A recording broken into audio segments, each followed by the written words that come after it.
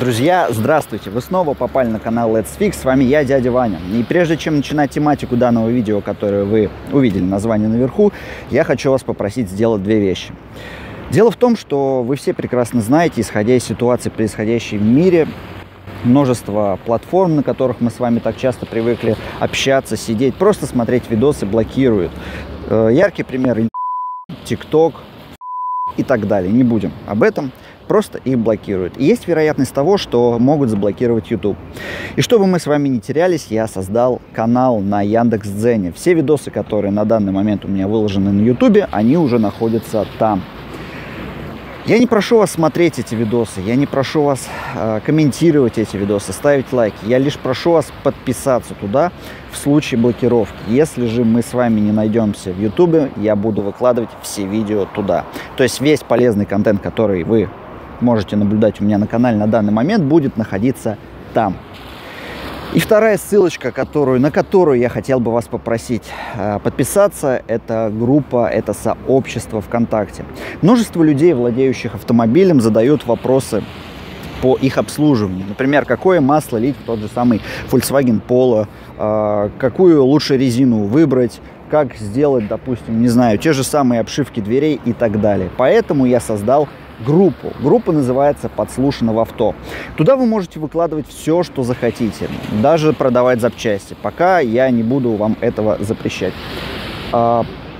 Все вопросы, которые вы будете туда задавать, которые будут появляться на стене, могут появляться как анонимно, так и анонимно. То есть никто не будет знать, что именно вы задаете какой-то, может быть, глупый вопрос. Но, тем не менее, те вопросы, которые будут там находиться, они будут полезны для всех.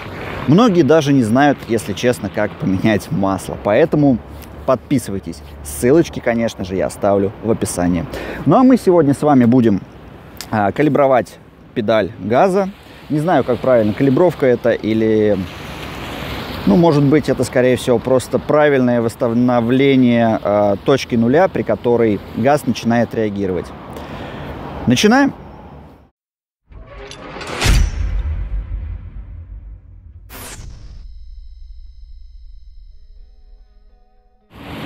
Итак, друзья, я думаю, ситуация знакомая многим владельцам автомобилей, когда вы начинаете стоять на перекрестке, видите, на нерегулируемом перекрестке, видите, что вы, в принципе, успеваете проехать быстрее автомобиля, который вы должны пропустить, нажимаете на газ, а машина не дает вам этого сделать. То есть происходит какое-то затупливание, так назовем. И вот это вот затупливание может очень плохо сказаться на вашу жизнь. Я, конечно, понимаю, что нужно говорить, что не нужно гонять, но если вы видите, что вы успеваете, если вы чувствуете, что вы успеваете, то почему бы этого, конечно же, и не сделать, тем более ПДД мы не нарушаем. И, соответственно, вот этот затуп, который происходит внутри дроссельной заслонки, мы с вами будем сегодня регулировать. На старых машинах такого мы можем не наблюдать, так как дроссельная заслонка работает через тросик. Здесь же у нас все электронное. Как это работает? Внутри педали находится резистивный элемент, который при увеличении газа меняет свое сопротивление. И вот этот вот, так скажем, нулевая точка сопротивления у нас находится не в воздухе, она не работает, она, может быть, и стерлась по контактам. И, соответственно, нам необходимо отрегулировать вот это вот начальное положение, при котором газ начинает у нас трогаться. Еще какие предпосылки могут быть для того, чтобы мы туда залезли? Многие владельцы, так скажем, ранних Polo жалуются на то, что у них педаль газа не реагирует на нажатие примерно от 1 мм до 5. Ну, вы представляете, 5 мм, вот столько. Вы нажимаете, а ничего не происходит, то есть газ не набирается. Соответственно, мы с вами сегодня залезем в педаль, ее отрегулируем. И посмотрим, какие могут быть от этого улучшения. Да, я понимаю прекрасно, что полностью данный затуп можно убрать только с помощью прошивки, но, тем не менее, вот этот вот ход, который находится внутри, мы сегодня с вами уберем. Для этого нам понадобится Torx T25, крестовая отвертка и ОБД разъем для того, чтобы мы с вами... ОБД ELN327 или VASI-диагноз для того, чтобы мы с вами смогли полностью оценить состояние оборотов, так как при повышении или понижении сопротивления, не знаю, скорее всего, понижении, у нас будут меняться обороты. То есть мы механически, ручную будем их прибавлять. Давайте разбирать. Погнали! Друзья, вот мы находимся около педали газа. Я извиняюсь, что немножко здесь грязновато. На улице потеплело, грязь вся идет в салон. Нам необходимо открутить 3 винта, держащих педаль. Вот этот винт и 2 сверху. То есть вот этот и вот этот. После того, как мы их открутим, нам необходимо снять фишку с педали газа. После того, как я это сделаю, я вам покажу, что необходимо сделать далее. Итак, открутили мы педаль. Вот она у меня в руке. Вам видно, давайте фокус уберу. Что нам необходимо сделать? Нам необходимо выкрутить полностью вот этот вот винт и вот эти 4 винта нам необходимо просто чуть-чуть ослабить. Давайте сделаем.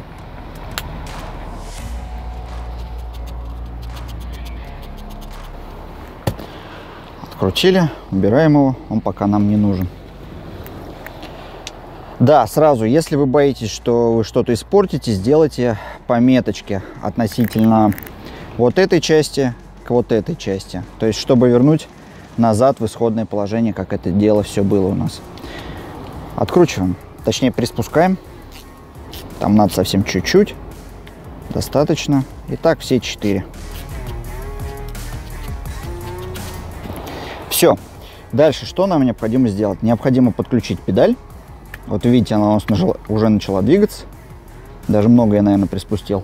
Нам необходимо подключить педаль к, получается, к фишке, которая здесь была. Подключить какую-нибудь программу для того, чтобы посмотреть на обороты, которые мы сейчас будем регулировать. Дальше я разбирать не буду. Там ничего такого интересного. Просто обыкновенный резистивный элемент. Давайте подключать. Друзья, подключил я ОБД программе к своей.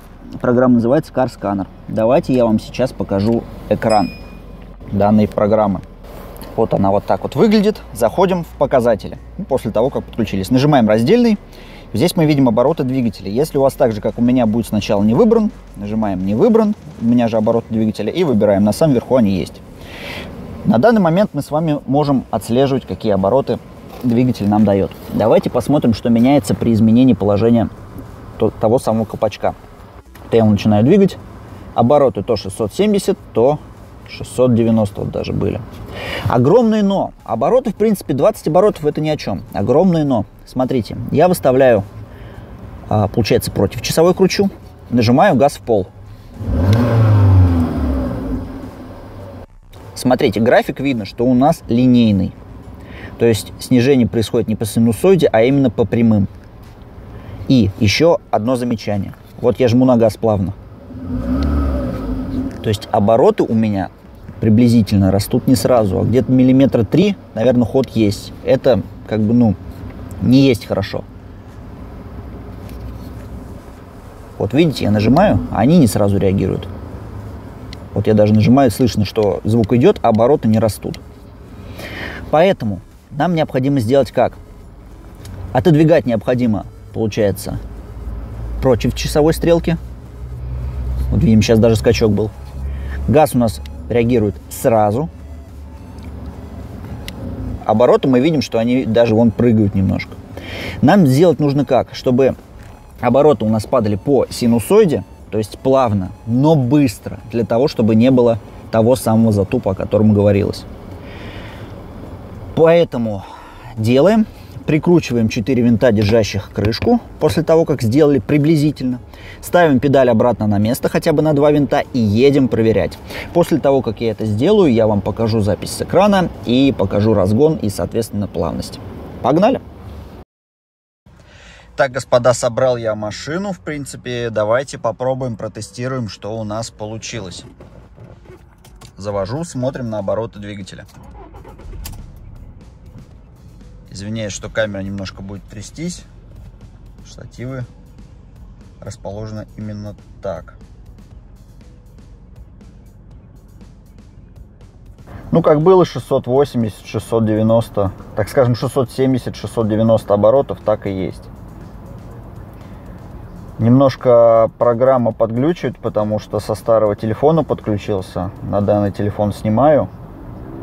Но я думаю, ничего страшного, мы сразу все поймем. Давайте сразу попробую нажать на газ. Очень плавно, очень медленно. Вот вам обороты двигателя. Прям чуть-чуть нажимаю. Видно, что обороты растут до 800 даже. Давайте я сразу пристегнусь, чтобы не пищало у нас тут ничего. И попробуем с вами прокатиться. Поехали. Пробуем. На парковке у Ашана я нахожусь. Газ в пол. Реагирует, в принципе, быстро. Провалов как таковых нету. В принципе, ничего, мне нравится. Так, давайте посмотрим еще, как обороты скидываются у нас. Давайте 1003-4, да?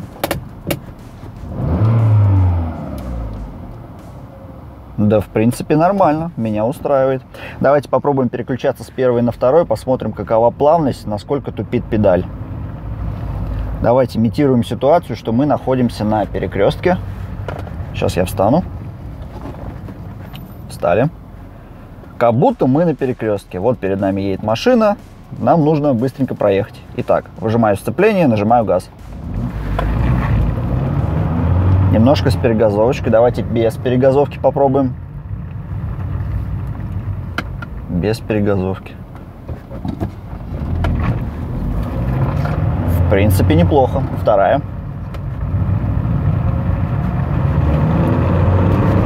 Затупов как таковых нету. Скорости переключается плавненько. В принципе, я считаю, что можно оставить данную настройку. Сейчас я припаркуюсь. Посмотрим еще что-нибудь.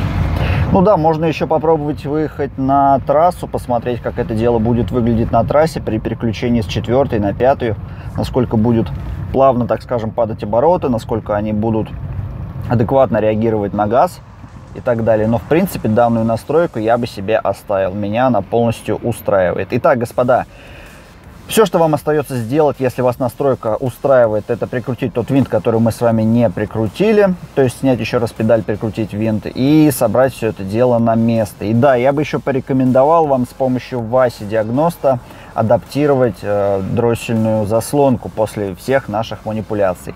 Как это сделать? Я оставлю видео по установке Васи Диагноста. Ссылочки, конечно же, будут в правом верхнем углу. Ну, а мы с вами давайте будем прощаться. Так, друзья, сделали мы с вами педальку, реакцию педальки газа на нашу ногу, так скажем. В принципе, это дело несложное, но необходимо немножко времени для того, чтобы это все дело настроить, отрегулировать. У меня же получилось это со второго раза. Вы поняли по тому графику, который я вам показывал. Пока я делал, весь он жарко даже стало, хотя на улице плюс 5 градусов. Ну что вам сказать, большое всем спасибо, что досмотрели данное видео до конца. Я надеюсь, я кому-нибудь помог в восстановлении данной педали, в восстановлении реакции данной педали. Полностью затуп, конечно же, убрать не получится. Необходимо пришивать авто, удалять катализатор, ставить Евро-2, тогда машина поедет лучше. Но, тем не менее, производя данные манипуляции, мы можем с вами улучшить работу, хоть незначительно, но тем не менее отклика педали газа.